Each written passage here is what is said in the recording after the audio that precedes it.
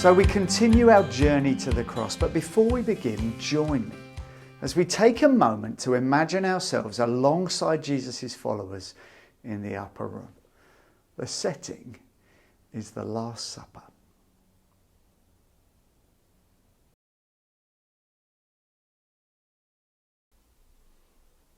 It is evening, and you are gathered together with the other disciples in a small room for Passover. All the time you are watching Jesus, while he sits quietly in the shadows, listening to the idle chatter, watching over those who sit around him, and, from time to time, telling stories about the kingdom of God. As night descends, a meal of bread and wine is brought into the room. It is only at that moment that Jesus sits forward so that the shadows no longer cover his face. He quietly brings the conversation to an end by capturing each one with his intense gaze. Then he begins to speak. "My friends, take this bread, for it is my very body broken for you." Every eye is fixed on the bread that is laid on the table.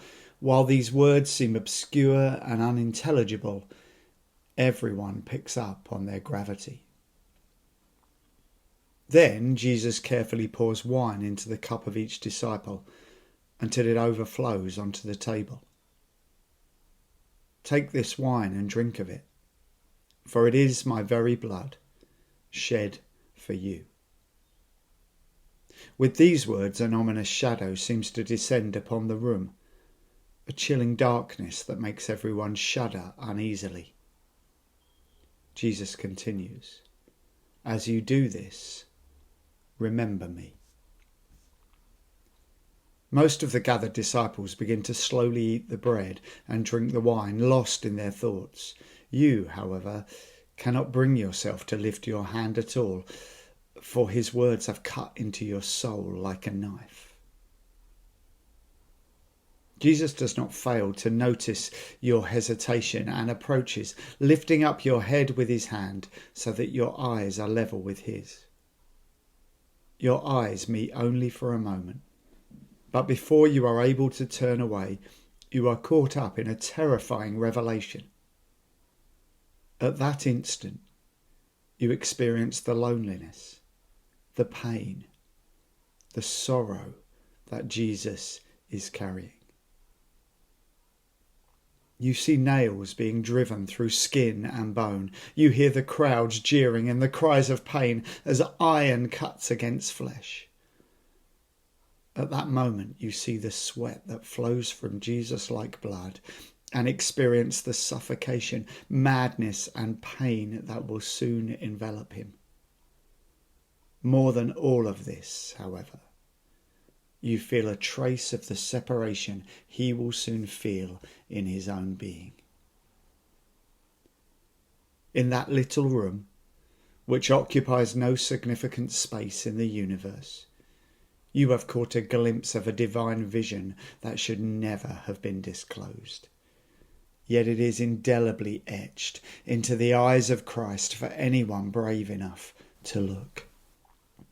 You turn to leave, to run from that place. You long for death to wrap around you. But Jesus grips you with his gaze and smiles compassionately. Then he holds you tight in his arms like no one has held you before. He understands that the weight you now carry is so great that it would be better had you never been born. After a few moments, he releases his embrace and lifts the wine that sits before you, whispering, "Take this wine, my dear friend, and drink it up, for it is my very blood, and it is shed for you." All of this makes you feel painfully uncomfortable, and so you shift in your chair and fumble in your pocket, all of the time distracted by the silver that weighs heavy in your pouch.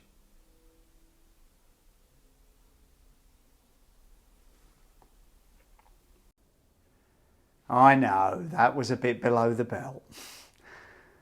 But that interpretation of the events of the Lord's Supper has stayed with me since the first time I heard it almost 10 years ago.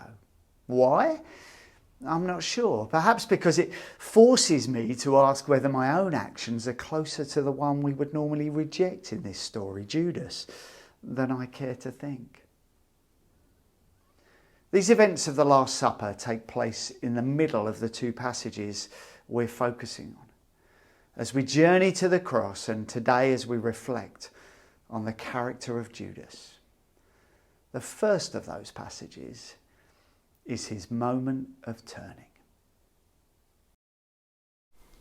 Then one of the 12, who was called Judas Iscariot, went to the chief priests and said, "What will you give me if I betray him to you?" They paid him 30 pieces of silver, and from that moment he began to look for an opportunity to betray him.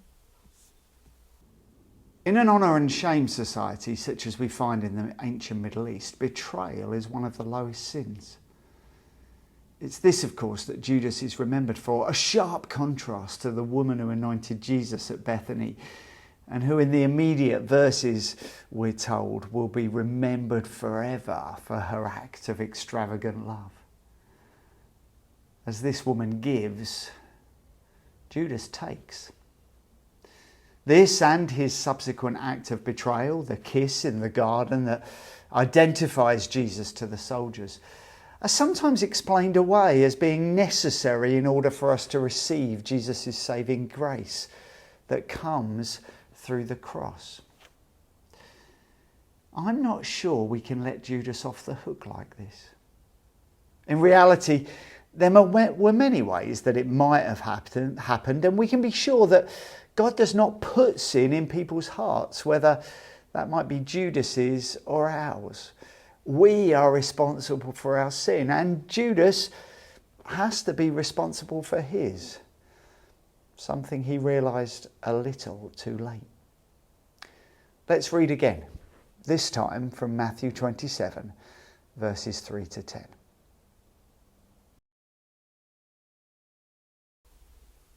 When Judas, his betrayer, saw that Jesus was condemned, he repented and brought back the 30 pieces of silver to the chief priests and the elders. He said, "I have sinned by betraying innocent blood." But they said, "What is that to us? See to it yourself." Throwing down the pieces of silver in the temple, he departed, and he went and hanged himself. But the chief priests, taking the pieces of silver, said, "It is not lawful to put them into the treasury, since they are blood money." After conferring together, they used them to buy the potter's field as a place to bury foreigners. For this reason, that field has been called the Field of Blood to this day. Then was fulfilled what had been spoken through the prophet Jeremiah.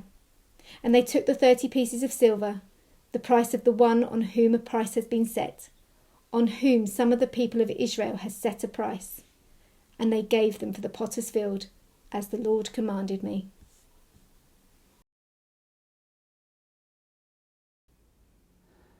It's no accident that these words are placed alongside Peter's denial of Jesus. Another story of human failure that justifies the very reason for the cross, but of course that ends very differently. Peter ultimately experiences Christ's redemptive, healing love. Judas doesn't. Is he remorseful for his actions? Absolutely. We see that in his attempt to return the 30 pieces of silver, refused, of course, by the temple because, well, it was blood money.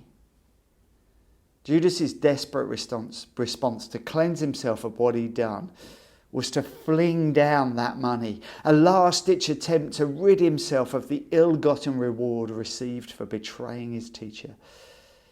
But it wasn't enough, and unable to carry the weight of his guilt, he decides that taking his own life is the only option.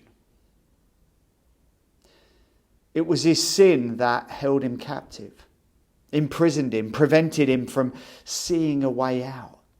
If only he had realised that the actions of the one he had betrayed through his death on the cross would have the power to release him from that guilt.